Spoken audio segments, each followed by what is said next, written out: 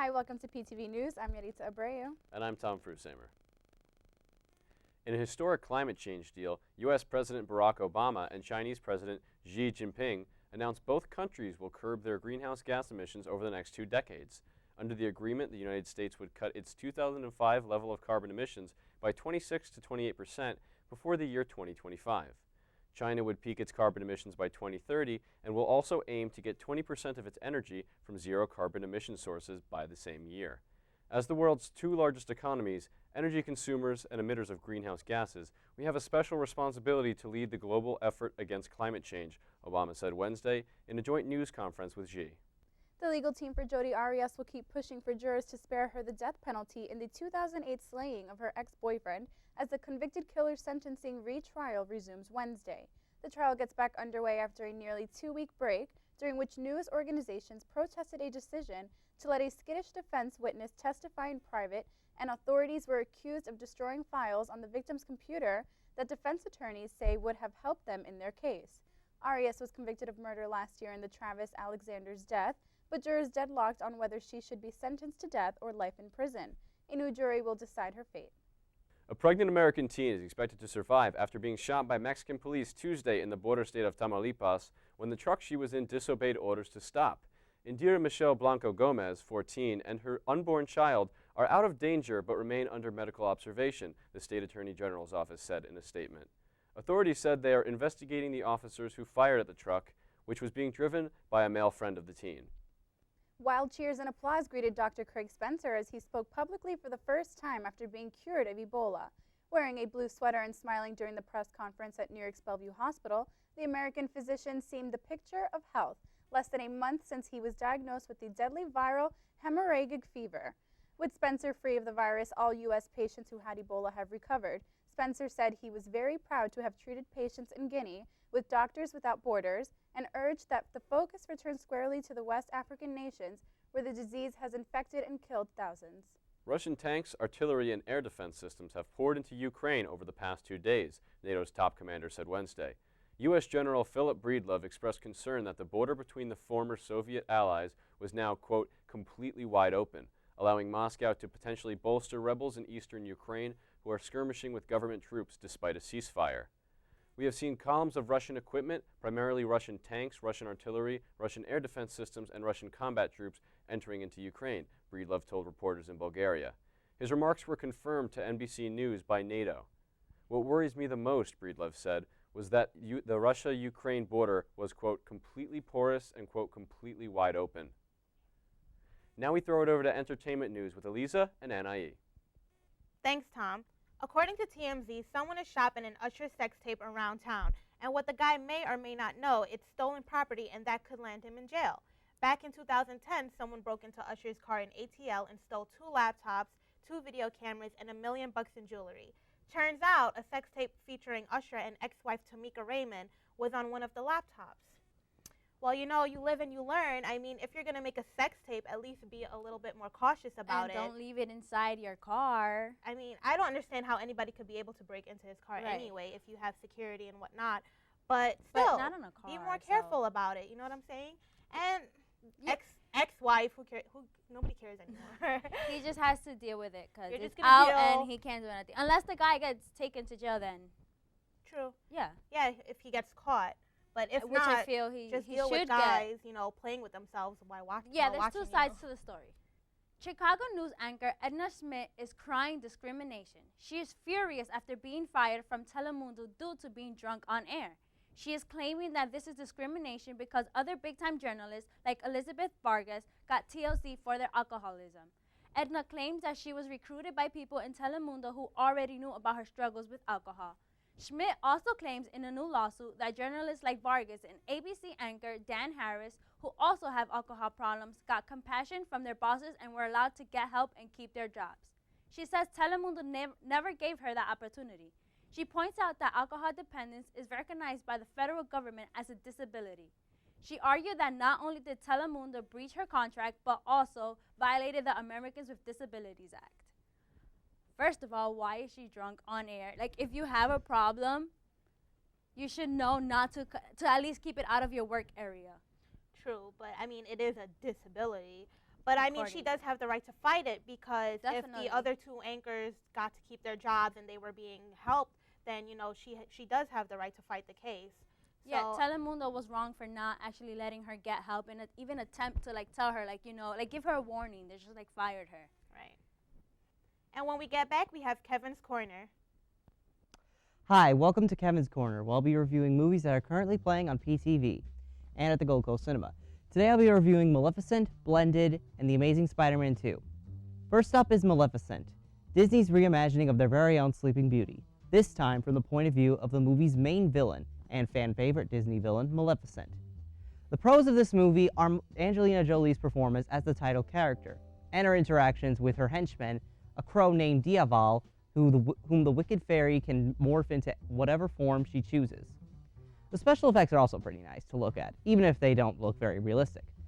The cons of the movie are just about everything else, which is such a shame. I really wanted this to be a good movie.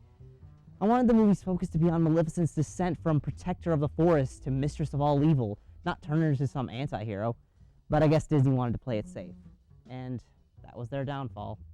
I give it 6 out of 10 of Jolie's kids' cameos.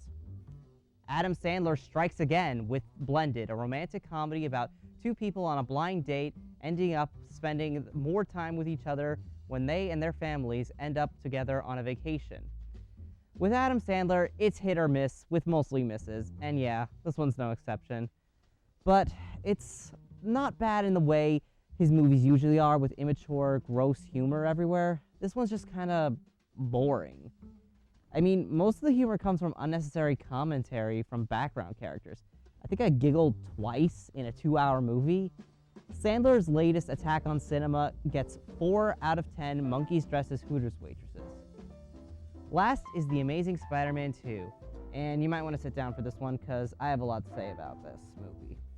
This sequel follows up on Mark Webb's series reboot as Peter Parker is caught in a web of dilemmas as he contemplates the risks of his relationship with Gwen Stacy, further investigates his past, reunites with his dying childhood friend, has to deal with an obsessed fan who gets superpowers, all while fighting crime and keeping his secret identity as Spider-Man. You know, I never actually realized how much was going on in this film until I had to summarize it. But he managed to put off finding his Uncle Ben's killer anyway? Anyway, the movie's got a lot of action, drama, romance, but the thing I need to talk about is one particular decision the filmmakers made. I can't go into detail because it is a spoiler, but I will say this. When you make an adaptation, you can be as different from the source material as you want. You can have creative liberty.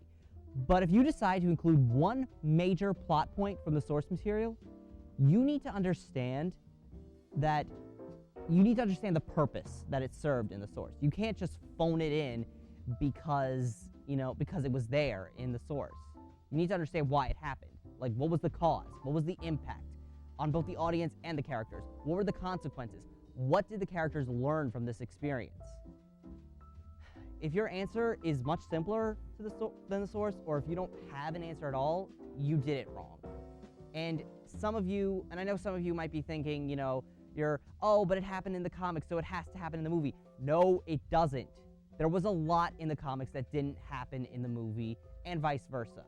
So you can't just force in this one thing without any rhyme or reason just because it happened in the thing you're adapting from. I'm sorry, this was a long one, but I had a lot to say.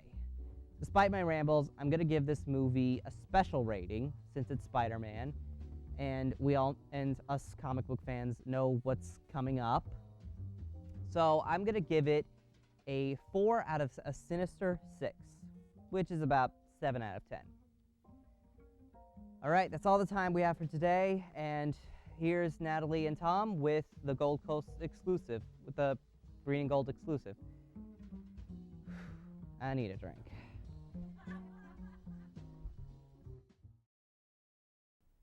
Hi, and welcome to the Green and Gold exclusive. I'm Tom Frusamer. And I'm Natalie Villanueva.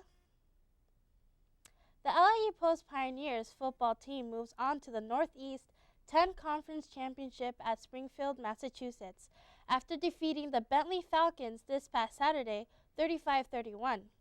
The championship game takes place this Saturday, November 15th, at 1 p.m. at the American International College. If LIU students are interested in seeing this game, the LIU Pioneers versus the AIC Yellow Jackets, you can sign up with conference services and or campus life in Hillwood Commons by tomorrow, November 14th. Natalie Cole will be performing this Saturday, November 15th at the Tillis Center. Show begins at 8 p.m. If you haven't done it yet, get your tickets now at the Tillis box office or visit Ticketmaster.com or TillisCenter.org. As LIU Post students, we get perks from the Tillis Center. Students receive discounts at $15 per ticket. Get your ticket now. Experience your weekend here at LIU Post. The Gold Coast Cinema at Hillwood Commons is now showing Maleficent. There are 2 shows, 3 p.m. and 9 p.m. on Sunday, November 16th. Enjoy snacks and refreshments while you're at it. Moving on to campus events. ACP is hosting another trip to New York City for the Christmas Spectacular. Tickets are selling at the campus concierge desk for only $30. Start off the holiday season by attending this trip. It's worth buying and definitely worth going. LIU Post is raising money for Relay for Life and for MS. If you'd like to donate, stop by the campus concierge desk or look out for tabling events during Common Hour. Lambda Pi Chi Sorority Incorporated is collecting change for Mama's House. Mama's House is an organization and home for young mothers aged 18 to 23 and their babies. Mama's House continues education interrupted by pregnancy and shows mothers how to take care of themselves and their children independently. This week and next week, Lambda Pi Chi will be visiting all residence halls to collect change, support the cause, and give love.